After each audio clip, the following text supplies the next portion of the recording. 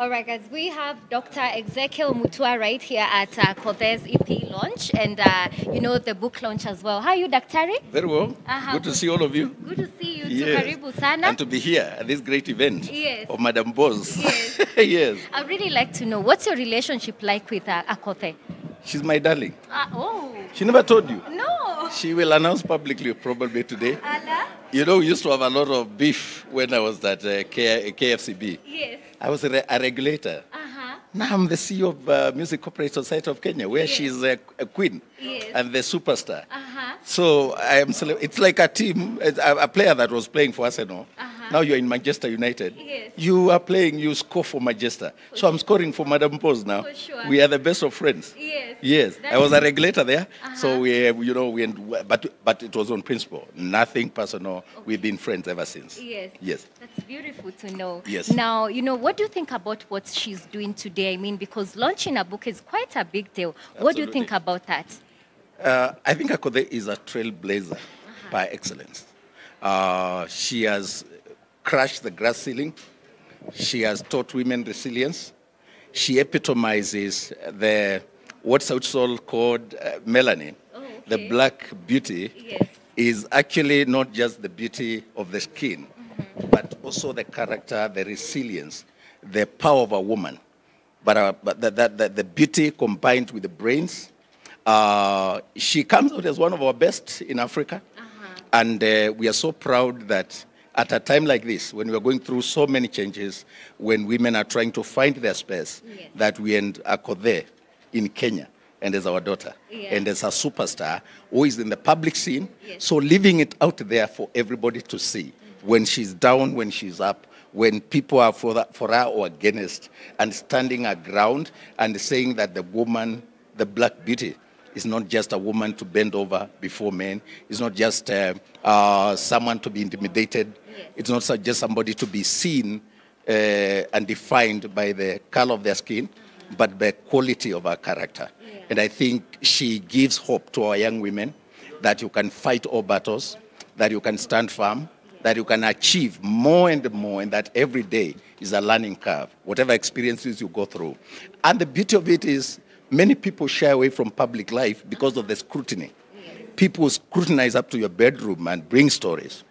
Akothee has conquered that, and I think she's one in a million who can live a life publicly and tell critics off, stand her ground, but still retain the substance of her calling and the quality of her character and be able to live a life that many girls would want to emulate. For me, she's a superstar. Oh, wow. I mean, trust Daktari to have quite a lot to say. Now, Daktari, let's talk about MCSK. Yes. You left KFCB and yes. now you are at, MCSK. Yes. There's been a lot of, people have had a lot of reactions about that. Wanasema sasa pale ni kama alituangusha. Kwa nini? Sijui kama ataweza. But others are also actually very, proud of you and waiting to yes, see yes, what you yes, have to yes. do.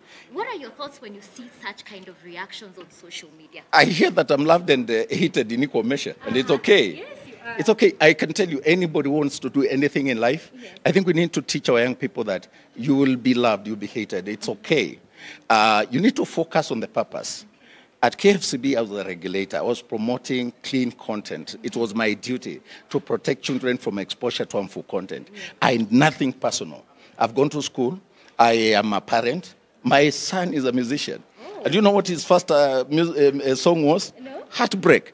And I thought he would sing Hallelujah. So I came to the UK one morning, and he was not with the others to pick me at the airport. And when I'm told, he's recording. Then in the evening we meet, and it is, Dad, I did a great song. So what was it? Heartbreak. And the heartbreak began. I am a parent. I have young people. I have a 22. I have a 16-year-old. And I go through these challenges. And I can tell you as a parent, and a lot of parents associate with this, nobody wants their children to watch dirty content. It's okay for adults. I can watch anything. Okay?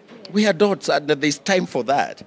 But ideally, we have to protect children from exposure to harmful content, even now in this space. Of course, we have to differentiate between the Mutua of MCSK and the Mutua of KFCB. I was a regulator there using the laws of the land that govern regulation. Now I'm promoting musicians. In fact, now let somebody touch Akothee. Allah. I am now the defender. Yes. Yes. Like I said, it's a player who's playing for Arsenal. You are bought by Man U or whatever other team. You can't say, oh, these guys used to us. No, no, no, no. They celebrate you. They see now, he was such a difficult character. Yeah. Now he's here with us. Sasa watatuona. So that's the kind of spirit I expect, because we have to build this country. Yeah. And we all have a role to play. The artists have a role to play. I'm not a musician. I can't sing to save my life. There are people who are gifted in this area, and I respect them. Yeah. I want to fight for them, defend their rights, collect and distribute royalties for them. I said I'll make Kenyan musicians billionaires, and I will. Okay. How are you going to make them billionaires? What are the strategies? Infrastructure. That's why when I came, I was being pushed to distribute some 16 million. I said, no, it's peanuts. It would have gone to, because I have 15,000 members, each would have gotten 666 shillings. So I said, I'm not distributing. We need to get the infrastructure right, get the money from Skiza Tunes. Thankfully, the president signed the bill, increased the ratio share, revenue share from 16 to 52%. Yeah. And if you look at it, that's a lot of money from Skiza Tunes. It goes into billions.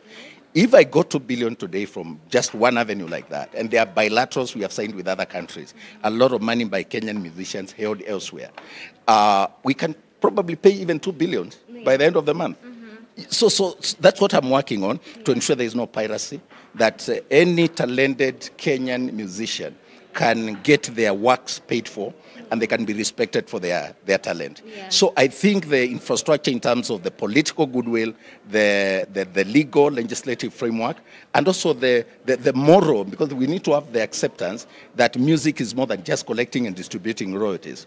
MCSK can do so much. We need SACCO, a SACCO for musicians. We need an insurance cover. Our musicians do not have to, when they fall sick, because they're also human, to have to do a rampage. No, no, no, no. It's possible for us to think like a company and build this thing together and ensure that we have a company that can save our artists and give them the dignity they deserve. Our musicians are not guys to be called from the back room to come sing and then they run. They will sit on the front table, because there is more to music than just singing. You need to empower them. To create the right content, to have quality that can compete internationally, to open the market, international markets for them, sign bilaterals with other countries, export our music, and ensure that they can reap. Music can generate almost 6 billion. Right now, we're doing around 2 billion, but we can't even quite get to know where it is going. Yeah. If you set the infrastructure, work on the structures, ensure that we have the right legislative framework, we fight piracy, we open these platforms that are available on our phones, Boomplay, Spotify, Mdundo, what have you, and get our musicians to become marketable, commercialize our music. I can tell you there's a lot of money. Sooner or later, you will hear a billionaire as a musician. Rihanna is 1.7 billion US dollar in her early 30s. Mariah Carey is 800, I think. You hear so many of them, 400 million US dollar. Those are billionaires. What do they have that Akothee doesn't have? It is us who are failing our musicians because their music is being pirated. We don't recognize music as a career. We think it's something to come and entertain people and go away, and nobody cares about you. There is more I'm doing than just collecting and distributing royalties. And I can tell you, because I'm a CEO, I don't come from the bush. I've been a leader. I am trying to work on the infrastructure to ensure that the way I grew KFCB, then I grew MCSK. Daktari, have you had a chance to sit down with these artists, let them know that there are measures put in place for them? Absolutely. This is my second month, and within my 2 weeks in the office, I called the regional managers from across the country, the regional leaders, 555 from across all the regions in the country. So we end a meeting. We're even changing the constitution. We are now embarking on a conversation with the Kekobo. There are some cases in court we are withdrawing. So there's a lot I'm doing behind the scenes that I would not want to disclose. But the conversation is like this. This is the first time I'm attending a Akothee's event. Yeah. We are friends. We go to work together. This is my job. I cannot share away or become a CEO who reports to the office and goes home. I will be where my stars are. And that's why I'm here. For Akothee. Yeah. Yes. Now, Dr. We have to talk about Eric Omondi now that you're here. You had altercations with him online, and then also you shook hands. So I would like to know, what is your relationship like with him right now, and what do you think is the state of his brand right now? He has been my buddy all through.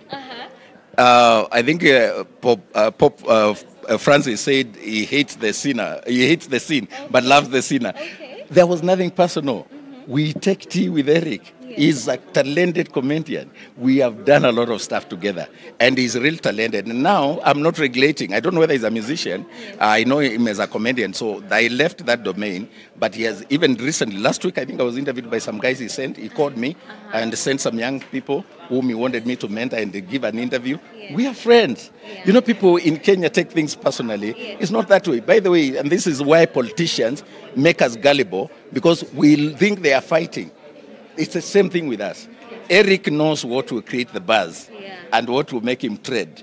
And I think I'm an east spot for him. He's also an east spot for me. I also like him. When I want to trade, if I wanted to trade, I would say something here, and I know you'll go with it.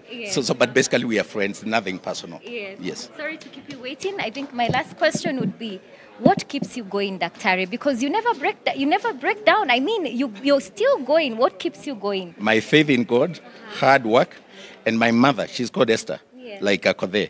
She taught me resilience. When I was growing up, our dad ran away. He was not with us most of the time when I was growing up. And my mom, I saw my mom till the land and pay my school fees. And then I kept asking her the same question, Mom, what keeps you going? And she used to tell me, faith in God and hard work, they pay. Even your enemies, when you work hard and you keep your faith in God, there is no mountain that you cannot climb. So I think working hard, I mean, that's why when I was Director of Information, I went for my Master's in Communication from the University of Nairobi to empower myself in that area. That's why I served in UNESCO. I represented Kenya in UNESCO. I represented Kenya at the UN Committee on Secretary General's Committee on Information. That's why I went for my PhD in Communication Studies. You keep working on yourself. If you keep working on yourself, improving and polishing and getting the skills that are necessary as you grow, and there is no end to learning. Education is an equalizer. You don't need a godfather. If you work hard and you have God on your side, there is no mountain you cannot climb in terms of your career and in conquering the storms of life. I think it's important to say it takes grace, but it also takes a lot of hard work. On my last question, Daktari, the other day Sauti Sol had an issue with Azimio when it comes to copyright rights. I would like to know what are you guys going to do so that such an issue will never occur in the future? You can't really anticipate challenges in life. Today comes with its own challenges. We issued a license to Azimio. They were among the first political parties to pay. Then they did the synchronization. In our view, it's a matter we should have solved outside, the media. But when it went public, we had to respond, because when we issue a license to a client, they don't know those details of synchronization, mechanical, right? They know they got a license. So that's what we were trying to clarify. But it has been resolved amicably. You'd be surprised to know that I had members of South Seoul visiting me yesterday, and I'm going to be a chief guest in one of the members' events. Oh, great. Yeah, we are friends. Yeah. All right. Okay. Asante sana, Daktari. Thank you very much.